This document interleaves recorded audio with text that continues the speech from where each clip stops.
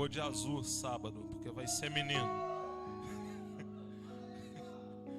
Aleluia. A gente vai de azul sábado. Aleluia. Abra sua Bíblia no livro de Lucas, capítulo 10, verso de número 30. Amém? Livro de Lucas, capítulo de número 10, verso de número 30. Nós iremos, como foi revelado aqui pelo pastor Oséias, nós iremos nos mover debaixo de uma unção profética essa noite. Nós iremos nos mover debaixo de uma revelação que eu creio que vai resumir toda a sua história dentro das Escrituras. Amém? Lucas, capítulo de número 10, verso de número 30. Assim diz a palavra. E respondendo, Jesus disse: descia um homem de Jerusalém para Jericó, e caiu nas mãos dos salteadores, os quais o despojaram, e espancando-o se retiraram, deixando-o meio morto. Repita comigo: meio morto. E ocasionalmente descia pelo caminho certo sacerdote, o qual, ao vê-lo, passou de largo. E de igual modo também um levita, chegando àquele lugar, ao vê-lo, passou de largo. Mas um samaritano, que ia de viagem, chegou ao pé dele e, vendo-o, moveu de íntima compaixão. E aproximando-se, atou-lhe as feridas, deitando-lhes azeite e vinho. Então, pondo-o sobre a sua cavalgadura, levou-o para uma estalagem e cuidou dele. Repita comigo: cuidou dele. Feche seus olhos em nome de Jesus. Sabe, irmãos, essa semana, na verdade de 2 semanas para cá, eu tenho tido revelações muito profundas do Espírito. E cada vez mais eu tenho a convicção de que ninguém consegue compreender o reino de Deus a não ser pelo Espírito de Deus. A palavra do Senhor, ela diz em 1 Coríntios, capítulo 2, verso 9, que aquilo que o olho não viu, o ouvido não ouviu, e não subiu ao coração do homem, são as coisas que o Senhor tem preparado para aqueles que o amam, mas Ele nos revelou através do seu Espírito que em nós habita, porque ninguém conhece Deus, senão o Espírito de Deus que habita no homem. Quando a palavra diz isso, a palavra ela quer te conduzir para um nível de vida em Espírito, aonde você vai poder descobrir os mistérios de Deus. E não só descobrir os mistérios de Deus, mas também desejar as coisas de Deus. O Espírito, ele não apenas nos revela, mas ele também nos desperta interesse em morar no céu um dia. Eu tenho certeza absoluta que se você passar em frente a um bar, tipo aquele que tem na esquina ali de trás, tá todo mundo lá bebendo, se preparando para o jogo do Flamengo que vai começar. Se você perguntar assim: pô, você troca isso aí pelo céu, pelo ambiente celestial? As pessoas até podem falar por conveniência, claro. Mas não, irmão, você acha que um ser humano vai trocar um pagode, um baile funk, por um céu que ele nem conhece? Mas a Bíblia diz que quando nós estamos em Espírito, esse Espírito começa a revelar a nós o que é o céu. E quando esse Espírito começa a revelar a nós o que é o céu, a gente começa a sentir saudade daquilo que a gente nunca viveu. Porque na verdade esse Espírito, ele veio do céu. E como ele veio do céu, ele almeja voltar para o céu um dia.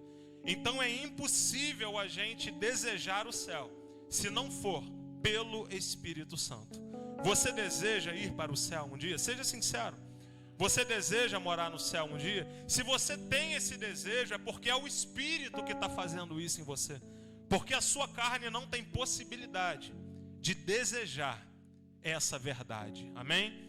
Então feche seus olhos e vamos orar para corações sensíveis nessa noite. Pai, muito obrigado por esse tempo. Muito obrigado por corações voltados à Tua palavra. Muito obrigado por corações curados, corações sarados, Corações que nessa hora, ó Pai, se transformam em boa terra, para que a semente da palavra seja lançada sobre ela. E eu declaro, ó Pai, que quando essa semente bater nessa terra fértil, como a Tua palavra mesmo diz, essa semente ela vai gerar uma árvore que vai gerar fruto e que vai gerar multiplicação vezes 100. Eu declaro sobre a vida dessas pessoas, Pai, que entraram aqui talvez sem expectativa, talvez sem esperança, talvez com um sorriso disfarçado ao cumprimentar alguém. A Tua palavra diz, ó Deus, que a Tua palavra ela é mais penetrante do que qualquer espada de 2 gumes, e ela penetra até o ponto de divisão da alma do espírito, juntas e medulas, e discerne pensamentos e intenções do coração. Nessa hora, Pai, permita-nos ser guiados, em nome de Jesus. Amém. Pode se sentar, em nome de Jesus. Aleluia. Quantos aqui já ouviu essa mensagem alguma vez na sua vida? A mensagem do bom samaritano é uma parábola que foi dita por Jesus ao confrontar um fariseu que tentou se levantar contra ele, dizendo: Senhor, eu amo o meu próximo, eu pratico aquilo que está na lei, mas agora, Senhor, eu quero te fazer uma pergunta: quem é o meu próximo? E quando Jesus vai responder essa pergunta dele, Jesus ele já entra com essa parábola, exemplificando a história de um homem que estava saindo de Jerusalém a caminho de Jericó. Esse homem ele foi roubado no meio do caminho. A palavra vai dizer que além de ser roubado, ele foi torturado, e deixaram esse homem no chão, não morto, mas quase morto, como diz a palavra. E Jesus ele vai falar que enquanto aquele homem estava caído pelo caminho, a Bíblia vai falar que logo veio um sacerdote que olhou aquele homem e passou de longe. E logo depois veio um levita e tomou a mesma atitude, mas depois surgiu um personagem, o bom samaritano, que ninguém sabe se ao certo ele era de Samaria, mas um homem que andava naquele caminho, que quando olhou o homem ferido, ele se moveu de uma compaixão tão grande, a ponto de pegar aquele homem ferido, tratar as feridas daquele homem ferido, levar aquele homem para uma estalagem, para uma hospedaria, e cuidar daquele homem, diferentemente do sacerdote, diferentemente do levita. Esse homem desconhecido, ele pegou aquele homem que estava caído, cuidou daquele homem, levando-o para uma hospedagem. Nessa noite o Espírito Santo ele não quer apenas contar uma parábola ou contar uma história que você já conhece, mas o Espírito ele quer aplicar toda a história da humanidade dentro dessa palavra. O Espírito quer te mostrar a história de cada um desses personagens dentro da palavra, o que cada um deles representa e quem somos nós dentro dessa mensagem. Eu queria começar com o verso 30, que vai dizer que esse homem, ele descia. Ele não apenas andava, ele não apenas seguia um caminho, mas a Bíblia vai dizer que esse homem, ele saiu de Jerusalém e ia rumo a Jericó. Ele saía de uma cidade alta, porque Jerusalém, para quem conhece um pouco da geografia, sabe que Jerusalém ela é uma cidade um pouco mais alta, e Jericó ela é uma cidade um pouco mais baixa, ao sul de Jerusalém. E a Bíblia vai dizer que esse homem descia. E no trajeto que esse homem fazia de Jerusalém até Jericó, ele foi atacado num caminho deserto. Ele foi atacado por salteadores. A Bíblia não vai dizer quantos eram. A Bíblia não vai dizer o tamanho deles. A Bíblia não vai dizer ao menos de onde esses salteadores vieram. Mas a Bíblia vai dizer apenas que esse homem foi atacado. E no que esse homem foi atacado, ele foi agredido, ele foi roubado e ele foi deixado no chão meio morto. Não morto, mas meio morto. Eu quero que você guarde essa palavra no seu coração. Meio morto. A primeira reflexão que vem na nossa mente, ao bater de frente com esse texto tão perfeito, tão maravilhoso, é falar um pouco sobre esse trajeto que esse homem estava fazendo. Ele não estava subindo de Jericó para Jerusalém, mas ele estava descendo de Jerusalém para Jericó. E quando nós olhamos essas duas cidades, dentro do contexto bíblico, nós iremos ver que Jerusalém é o local de adoração. Nós iremos ver que Jerusalém era o local dos aliançados.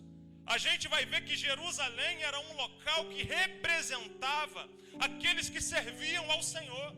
A gente vai ver na Bíblia pessoas como Ana, por exemplo, que todo ano subia para Jerusalém junto com o seu marido para adorar e para oferecer ofertas. A gente vai ver história de pessoas que saíam de sua cidade e iam para Jerusalém. Para quê? Para adorar, para exercer a adoração.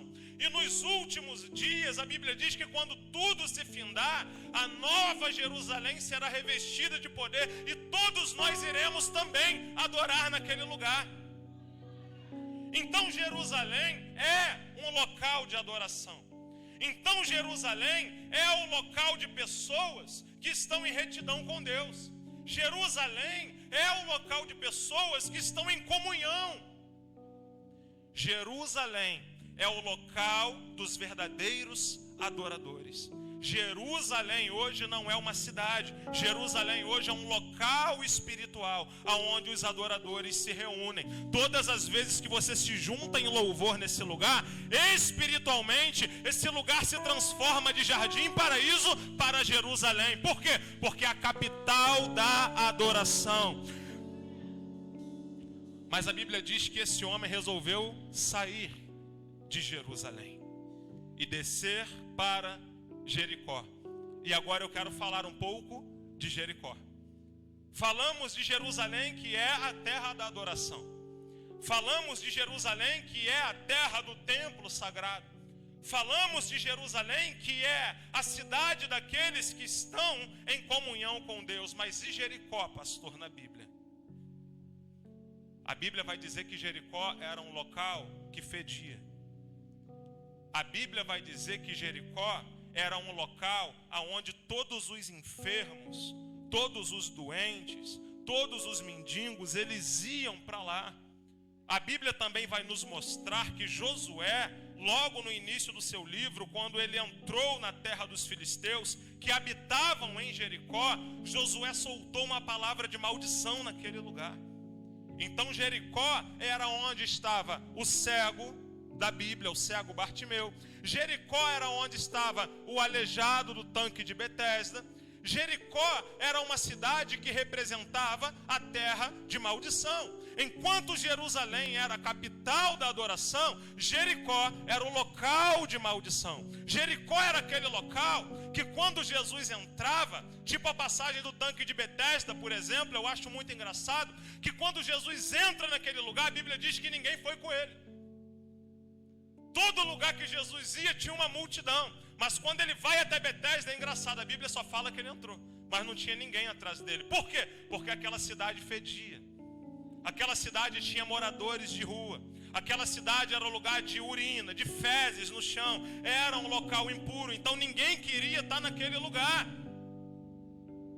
Mas voltamos à raiz da palavra. O homem sai de Jerusalém e decide descer para Jericó. E no meio do caminho ele é atingido. Quantas vezes isso já não aconteceu com a gente? Estávamos em um nível e decidimos descer para outro nível. Estávamos em um local de bênção e decidimos sair desse local de bênção. Estávamos em um lugar onde nós éramos alimentados pela palavra, suprido pelo pão do céu, suprido pelo alimento de Deus, e de repente a gente decidiu sair e foi atingido no caminho. Quantas vezes isso não já aconteceu? Quantas vezes você já não se viu em uma posição espiritual com Deus, aonde você adorava, aonde você buscava, e de repente você falou, vou enfraquecer, e quando você enfraqueceu, no meio do caminho você foi atacado pelo diabo. Essa é a representação dessa palavra. Saiu de um local chamado centro da vontade de Deus e entrou em uma zona permissiva, Gilmar. Saí da zona da vontade de Deus e entrei no local da permissão de Deus. Não queira estar nesse lugar. Porque o planeta Terra é um planeta disputado. E quando isso acontece com esse homem, a Bíblia vai dizer que esses salteadores o encontraram no caminho. 3 coisas aconteceu com ele. Ele foi roubado, ele foi destruído e quase mataram ele. Roubar, matar, destruir. Parece características de alguém, né? A consequência de quem sai do local de bênção para ir para um local de maldição pode ser irreparável. A consequência de quem sai de um local de bênção e entra num local de maldição, só existe uma solução, que a gente vai falar depois qual é. Mas para você entender uma mensagem como essa, é necessário maturidade. Maturidade de entender que coisas acontecem na nossa vida livremente. O sol nasce para todos, justos e injustos. Mas tem coisas, irmão, que acontecem com a gente porque nós permitimos que acontecesse. Tem coisas que acontecem na nossa vida, a maioria delas, porque nós saímos da onde Deus queria que nós estivéssemos.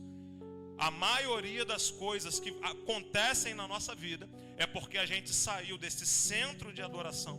É porque a gente saiu desse local aonde a Bíblia vai dizer que a vontade de Deus é boa, agradável e perfeita, e entramos em um local aonde ficamos a Deus dará, sem proteção, sem aliança, sem filiação, ficamos estranhos às promessas de Deus, saindo de Jerusalém e indo para Jericó. Essa queda física desse homem que foi atacado, ela é muito mais do que uma queda física, Luiz, mas ela representa a história. Ela representa uma queda de posição. Ela representa uma queda espiritual. Porque quando nós olhamos para Gênesis capítulo 1, verso 26 e verso 27, nós iremos ver Deus falando: façamos o homem a nossa imagem, conforme a nossa semelhança. E você sabe o que aconteceu com o homem. Você sabe que o homem tocou aonde não deveria tocar. Você sabe que o homem comeu aquilo que não deveria comer.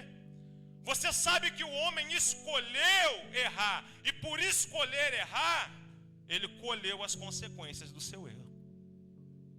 Os anjos descem na terra com espada, cercam o jardim de Deus, proíbe a entrada do homem.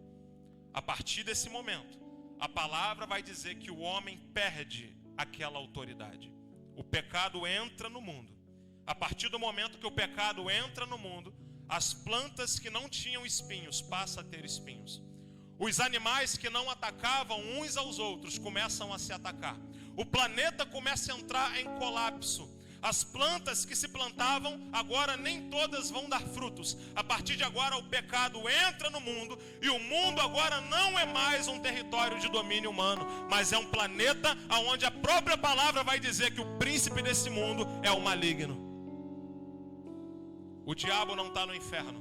O diabo está nas regiões celestiais, aqui na terra, governando sobre as coisas carnais. O mundo jaz no maligno. E aí quando Deus constrói o homem, assim como Ele tem nos construído, Ele constrói o homem com objetivos. O primeiro objetivo é imagem e semelhança de Deus. Para quem estava no seminário ontem aqui, você pôde ver que quando Deus faz o homem, Deus diz: é muito bom. Quando Deus constrói a terra, o sol, o mar, Deus fala: eis que era bom. Mas quando Ele constrói o homem, Ele diz: muito bom. Por que muito bom? Porque era a própria imagem dele. E Ele cria o homem para governar. Salmo capítulo 8, verso 4, a Bíblia faz uma pergunta, o salmista faz uma pergunta e ele diz: quem é o homem para que dele te lembre? E o filho do homem para que dele te glories? Os fez um pouco mais menor do que os anjos, e o revestistes de coroa e de autoridade. O homem, quando foi colocado na terra, ele foi colocado como o governante do mundo. Adão, governante. Ele foi colocado para cuidar do jardim de Deus. Ele foi colocado para exercer a autoridade no planeta que o Senhor tinha criado. Então Deus ele só começa a visitar o planeta na parte da tarde. Não precisa ficar o dia todo, porque o governante estava ali. Aí a Bíblia vai falar no Salmo 115, verso 16. A Bíblia vai dizer assim: os céus são os céus do Senhor, mas a terra ele deu aos filhos dos homens. Deus fez o céu para ele e a terra ele fez para nós. Mas o homem perde essa condição ao deixar o pecado entrar. E quando o pecado entra no mundo, só existe uma maneira de restaurar esse homem. Surgiram heróis da fé, surgiram pessoas que fizeram uma diferença na história, surgiram pessoas que romperam barreiras, mas ainda existe um desafio. O homem ainda não era uma nova criatura. O homem ainda precisava ser refeito. O homem ainda precisava ser recriado. Então a nova aliança ela chega com um simples mandamento: necessário é nascer de novo, da água e do Espírito. Necessário é vocês terem um nascimento diferente do nascimento que vocês tiveram, porque todo homem que nasce da terra, ele é terreno. 1 Coríntios capítulo 15, a Bíblia vai dizer que o primeiro homem, Adão, é feito alma vivente. Agora, o segundo Adão, Cristo, é feito espírito vivificante. O que isso significa? Significa que o primeiro homem é fruto da terra, o segundo homem, fruto do céu. Quando nós nascemos de novo, nós absorvemos as características daquele que é fruto do céu. E aí essa natureza que é fruto do céu, que a Bíblia chama de Zoe, natureza de Deus, essa natureza começa a confrontar com a sua natureza humana que nasceu da terra. Porque a natureza humana não aceita perder, a natureza celestial também não aceita perder, e aí vai acontecer o que o livro de Gálatas fala, uma luta travada entre carne e espírito. Uma luta travada entre o que nasceu da terra e o que nasceu do céu. Uma luta onde nenhum dos dois quer perder. Uma luta onde quando você está na igreja, uma natureza fica falando para você: era melhor você estar lá fora.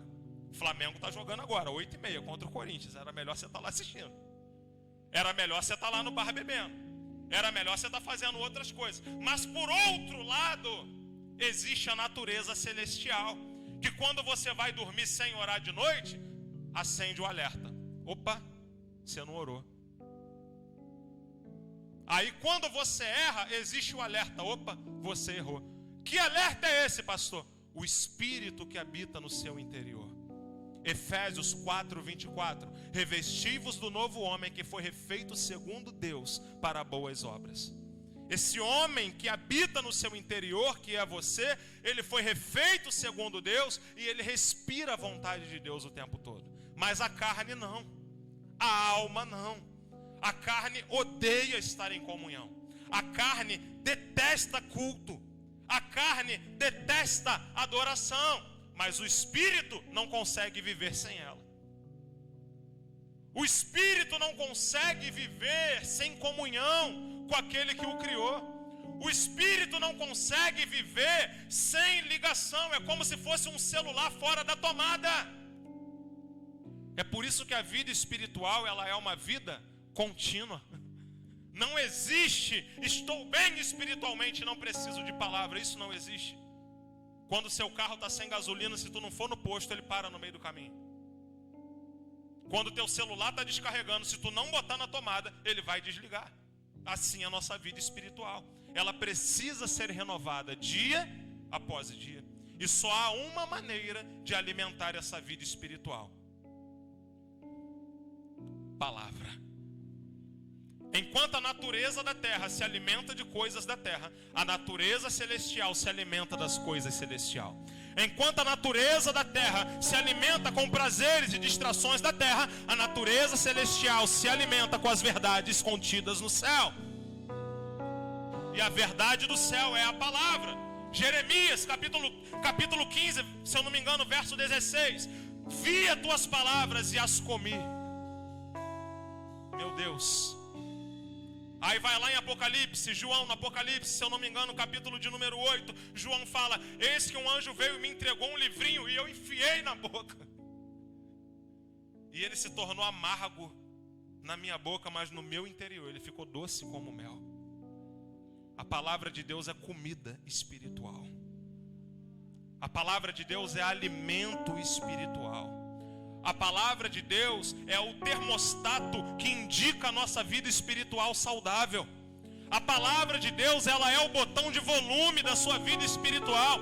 Toda vez que você abre a palavra de Deus, é como se você chegasse no botão de volume e aumentasse. Eu estou aumentando a minha vida espiritual. Por quê? Porque a palavra é espírito. Meu Deus.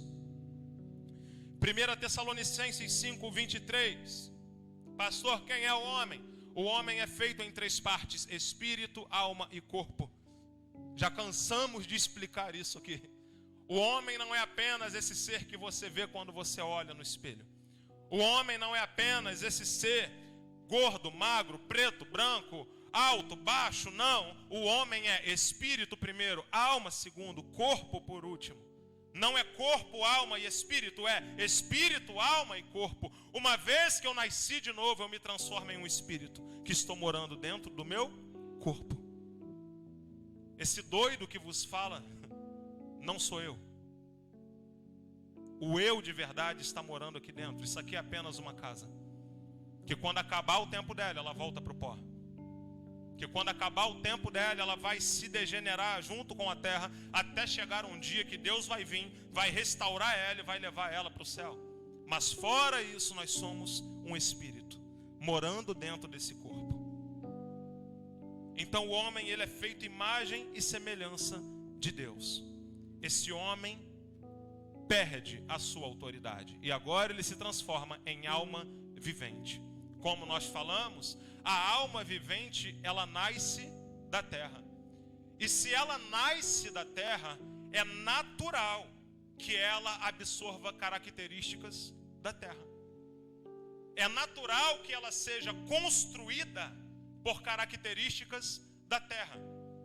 É natural que alguns traumas que ela encarou na sua infância, na sua adolescência, na sua juventude, forme cicatrizes nela que vai amoldar a sua vida. É por isso que Cristo chamou para nascer de novo. Porque antes do novo nascimento, todos nós somos um produto gerado pela terra. E o que é o produto gerado pela terra? Olha, você nasceu numa família pobre, você também vai ser pobre a vida inteira. Olha, você nasceu numa família que todo mundo tem um histórico de morrer de diabetes. Se prepara, porque você vai morrer desse jeito aí também. Não, irmão. A palavra do Senhor disse que a palavra dele é mais penetrante do que qualquer espada de 2 gumes. E ela penetra até o ponto de divisão da alma e do espírito, juntas e medulas. Não importa o que a tua família viveu. Houve um momento que a palavra de Deus te partiu no meio e te transformou num novo caminho. Houve um momento que você estava andando junto com o mundo, mas houve um momento também que você foi separado do mundo. Oh Deus. Colossenses capítulo 1, verso 13. Porque Ele nos tirou do império das trevas e nos transportou para o reino do Filho do seu amor, aonde temos acesso à redenção. Aí Ele te tirou de um local e te colocou em outro local. Ocorreu um novo nascimento, mas ainda tem uma alma que precisa ser restaurada, Romanos 12. E existe um corpo que só vai ser restaurado no arrebatamento. 1 Coríntios, capítulo de número 15. É por isso que existe a luta. Aí agora vamos lá. A transformação, ela ocorre de dentro para fora. Não é de fora para dentro. Porque se a transformação fosse de fora para dentro, a gente iria se transformar nesse produto do mundo, como foi a nossa vida inteira. Mas a transformação é de dentro para fora. Porque no nosso interior já habita um espírito novo. Porque no nosso interior o Espírito do Senhor, ele já está morando. E ele já está nos aperfeiçoando por dentro. Só que por fora ainda temos os nossos desafios. Ainda temos a nossa falta de perdão, ainda temos as nossas inconstâncias, ainda temos a nossa falta de vontade de querer mudar, ainda temos o nosso ânimo dobre. Um dia eu estou animado, outro dia eu não estou mais, não quero fazer mais nada. Fruto do homem caído, fruto do homem terreno. E eu quero falar um pouco sobre isso, sobre inconstância.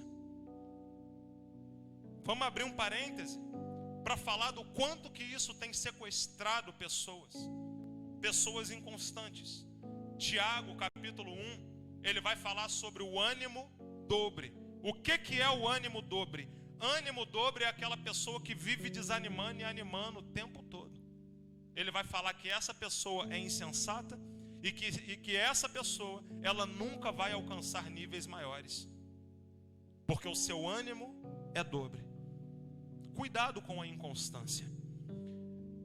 No livro de Mateus, se eu não estou enganado, o capítulo de número 15, irmãos, eu estava lendo esses dias, a Bíblia diz que Jesus chegou a ter 70 discípulos.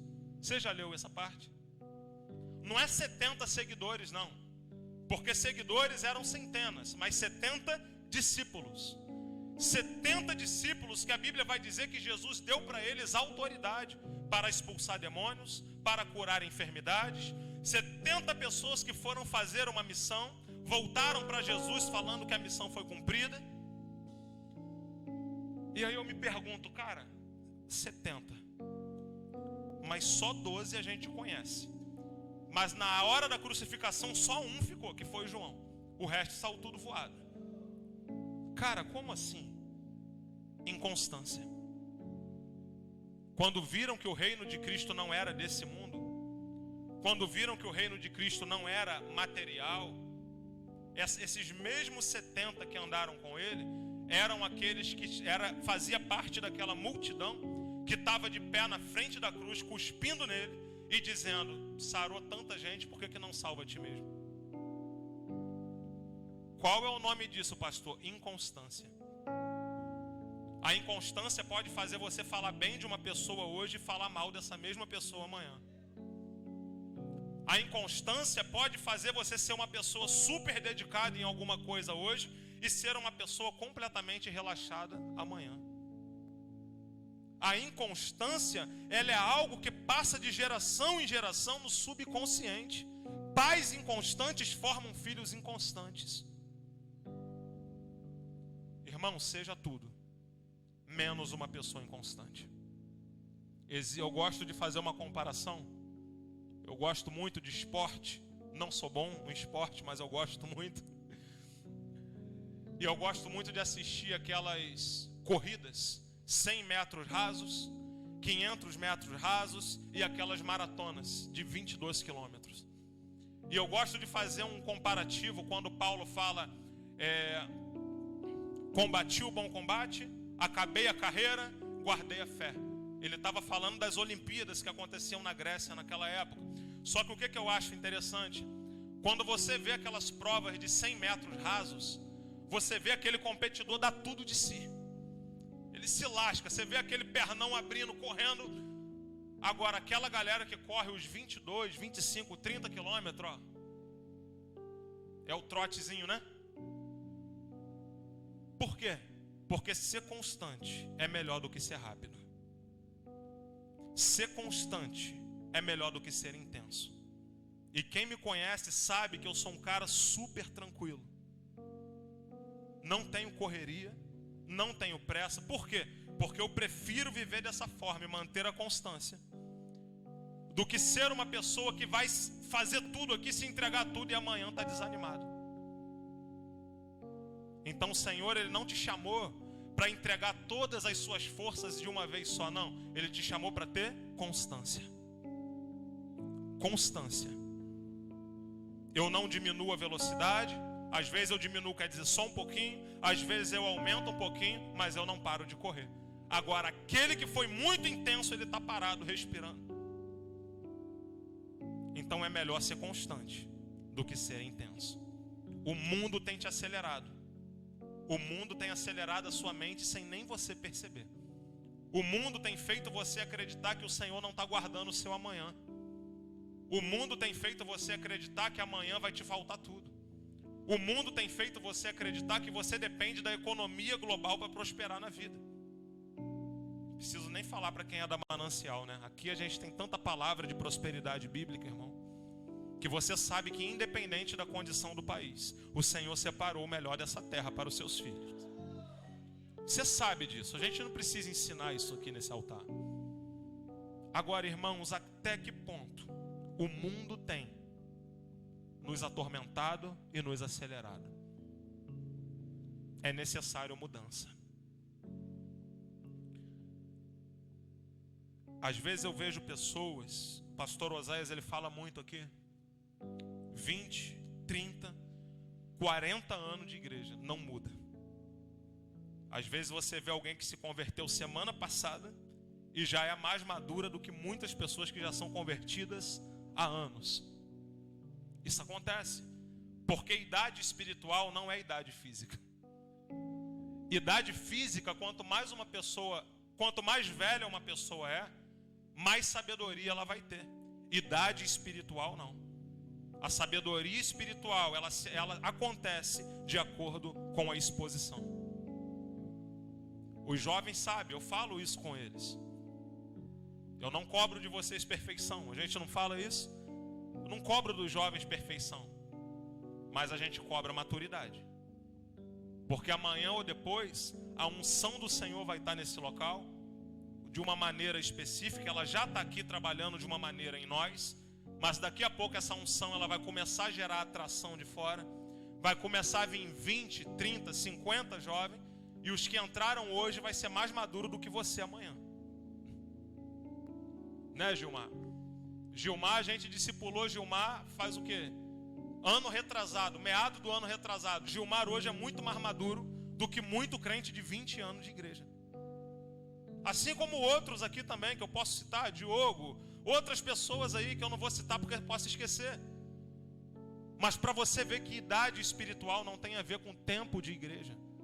Não tem a ver com idade física. Tempo espiritual tem a ver com a sua comunhão com Deus. Vamos avançar? Falamos do homem. Aí esse homem ficou caído. Repita comigo, ficou caído. Repita comigo, quase morto. Essa era a sua condição. Quase morto. A Bíblia vai falar que nós estávamos mortos em nossos pecados e ofensas. Foi assim que o Senhor nos encontrou um dia. Quase mortos. Mas aí a Bíblia vai falar que surge um sacerdote.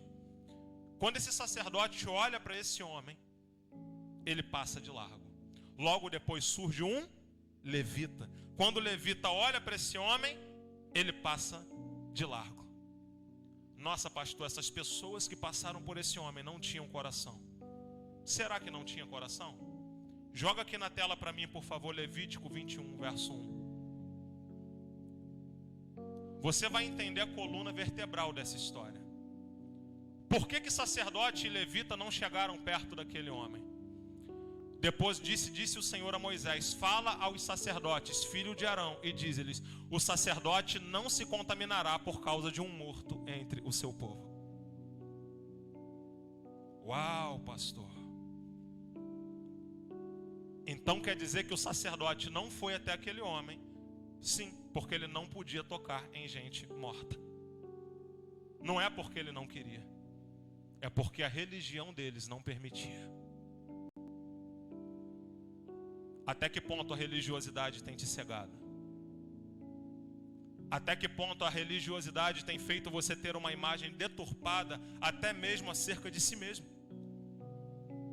Porque religiosidade não é coisa de pastor apenas, não é coisa de obreiro apenas. Muitos membros, muitas pessoas de banco são mais religiosas do que a própria igreja, a ponto dela entrar numa igreja e acreditar que Deus não faz mais milagre, que Deus não muda mais realidade, que os milagres que o Senhor fez ficou no passado, que as coisas que Deus fazia ficou parada. Então, irmãos, eu quero te apresentar um evangelho. Um evangelho que foi capaz de levantar o homem, coisa que a lei não podia fazer. A lei era limitada. Sacerdote e levita, eles podiam ter a sua importância, mas eles não podiam tocar em pessoa morta. Então o que Jesus está querendo dizer? Ei, a condição que o homem tinha, a lei não conseguiu resolver.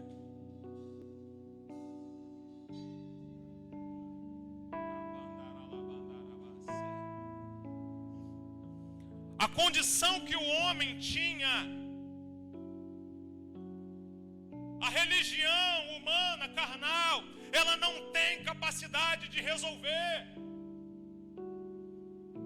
O problema que você tem hoje, a religiosidade não consegue resolver, a economia não consegue resolver, a medicina não consegue resolver. Se for problema espiritual, somente há um que pode resolver. E quem é esse um?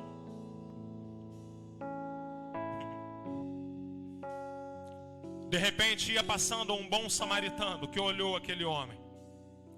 Aproximando-se daquele homem, derramou vinho e azeite em suas feridas. Colocou aquele homem sobre a sua cavalgadura e levou aquele homem para uma estalagem. Sacerdote e levita não podia tocar em pessoas mortas, mas apareceu uma pessoa que era maior do que sacerdote e levita. Apareceu uma pessoa que não tinha descendência humana. Apareceu uma pessoa que era muito maior do que os precedentes da natureza humana. Apareceu uma pessoa que quando o anjo aparece para Maria, ele fala: mulher, bem-aventurada sois vós entre as mulheres, porque você terá semente de Deus. Aparece um que quando Daniel tem a visão, Daniel enxerga uma pedra que desce do céu e atinge a perna do reinado da Babilônia e fala: ei, ele vai nascer sem intervenção humana.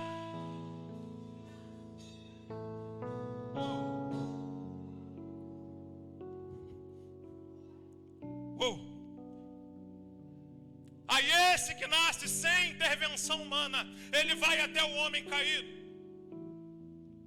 O que ele faz com o homem caído? Ele julga, está muito sujo? Não. Ele julga, está muito ferido, está ensanguentado? Não. Ele começa a tratar.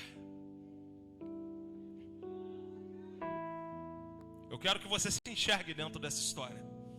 Ele começa a tratar. É por isso que eu falo que a vida de inconstância é um perigo. É por isso que eu falo que tem gente que está 10, 20 anos na igreja e não muda.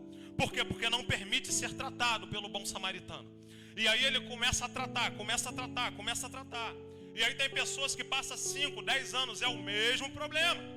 Pastor sabe disso, não só pastor, líder sabe disso. Tem pessoas que falam: poxa, vamos ali fazer um gabinete. Quando o pastor vai, é o 10º gabinete, o mesmo problema. É a 50ª vez que a pessoa sai da igreja e volta, é o mesmo problema. Tem problema com a mesma pessoa. Não perdoou aquelas pessoas há mais de 10 anos, continua a mesma coisa, não anda. Mas a Bíblia está falando: ei, ele está tratando as suas feridas. E o que ele está usando para tratar essas feridas? A palavra vai falar: vinho e azeite. O vinho representa o próprio sangue, o azeite representa o Espírito Santo. Quando você junta o sangue da redenção e o Espírito Santo que vem te revestir, irmão, você tem um remédio melhor do que o soro do SUS.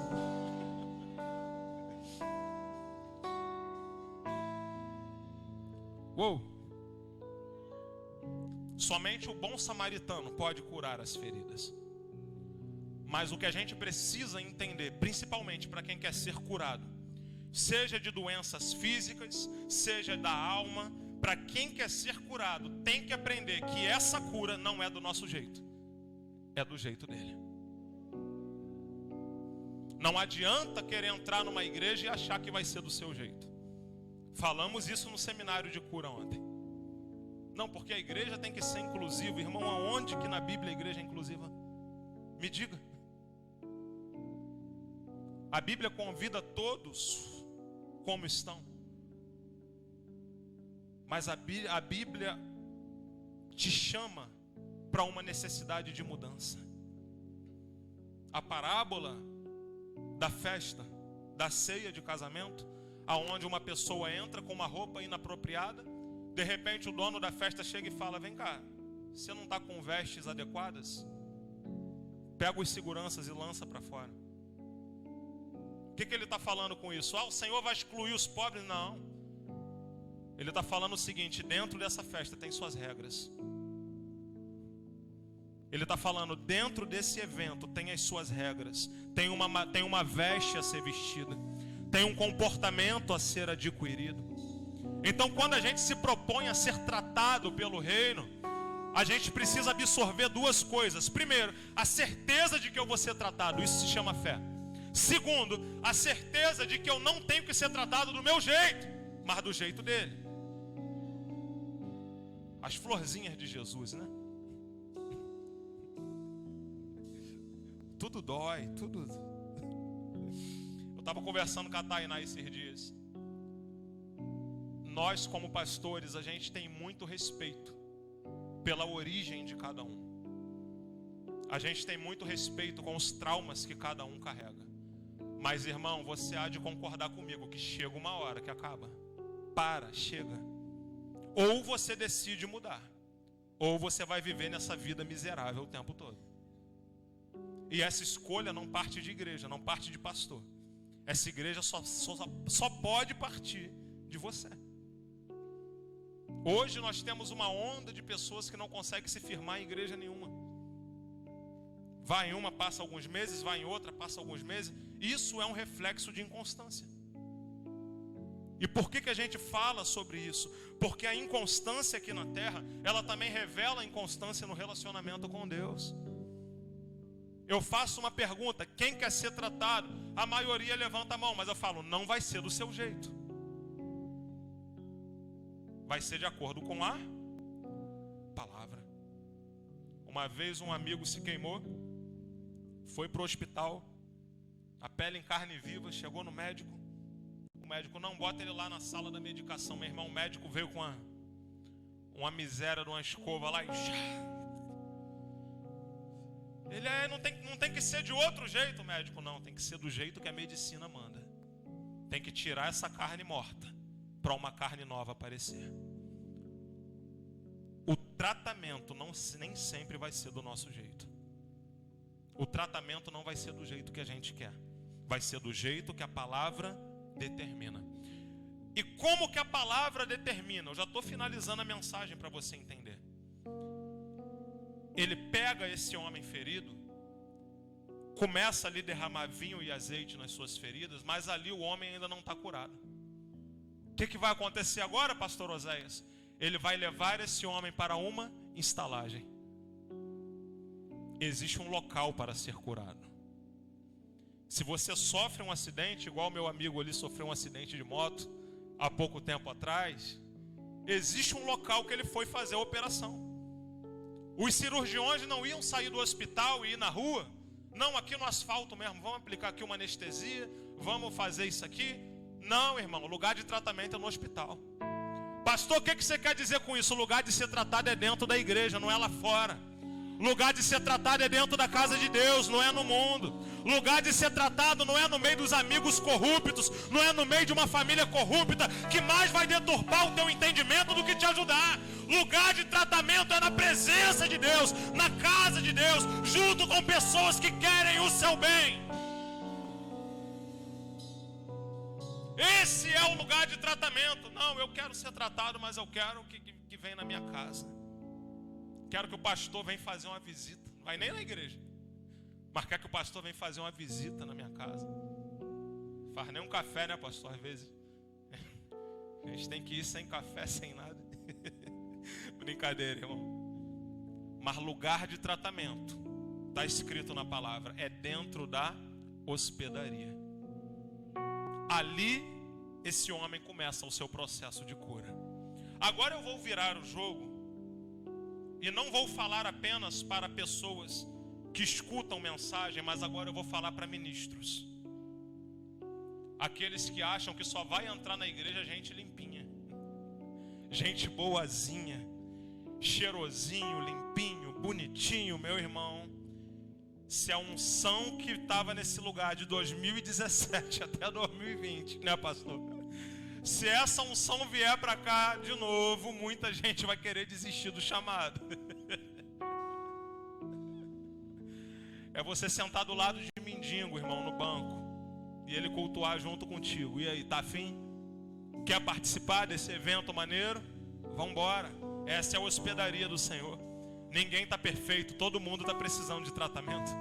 Uns estão em fase inicial, outros estão em fase final, outros estão no meio do processo, mas a verdade é que todo mundo está no tratamento. Mas o importante é, estão dentro da hospedaria.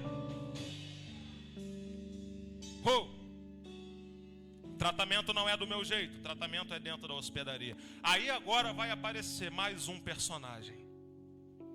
Nossa, pastor, eu achei que tinha acabado a pregação, não. E quem é esse personagem que aparece, pastor? Verso 35.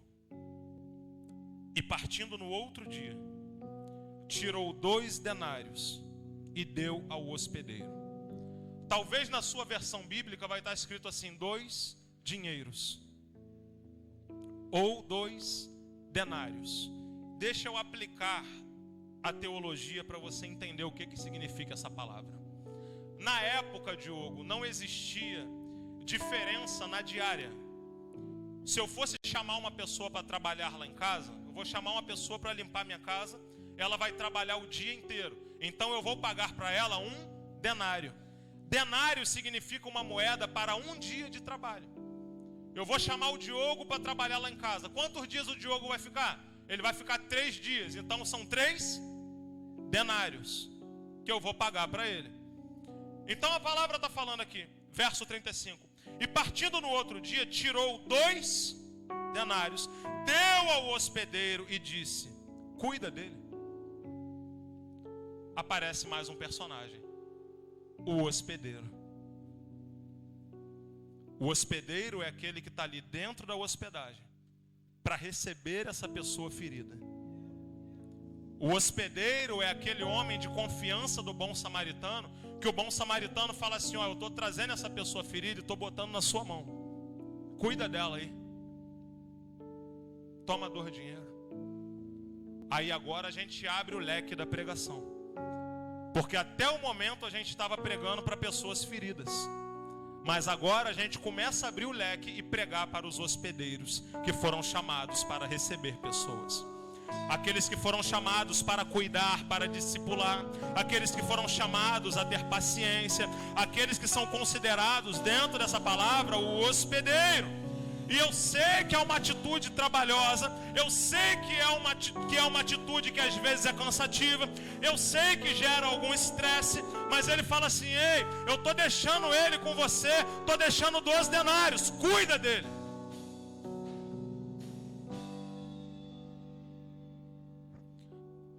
Quantos dinheiros?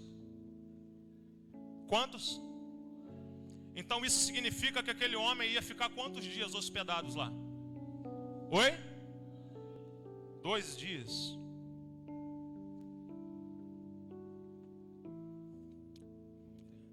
Livro de Judas. Judas, 1 Pedro capítulo 2, vai dizer uma palavra que a maioria conhece, um princípio bíblico. Porque para Deus, 1000 anos é como? E um dia é como? Aí a gente sabe, os que já estudaram escatologia, sabe que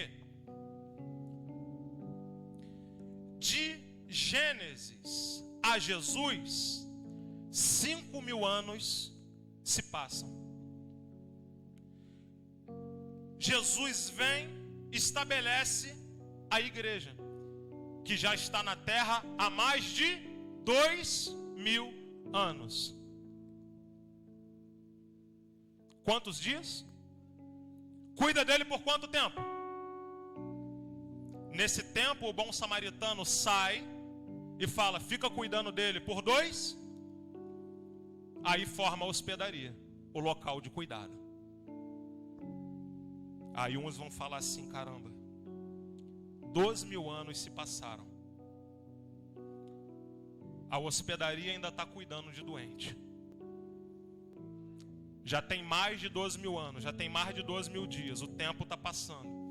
Quando será que isso vai acabar? Se segura na cadeira.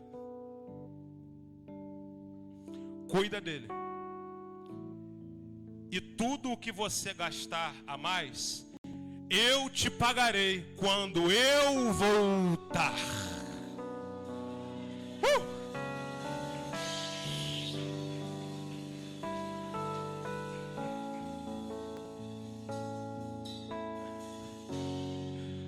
Galardão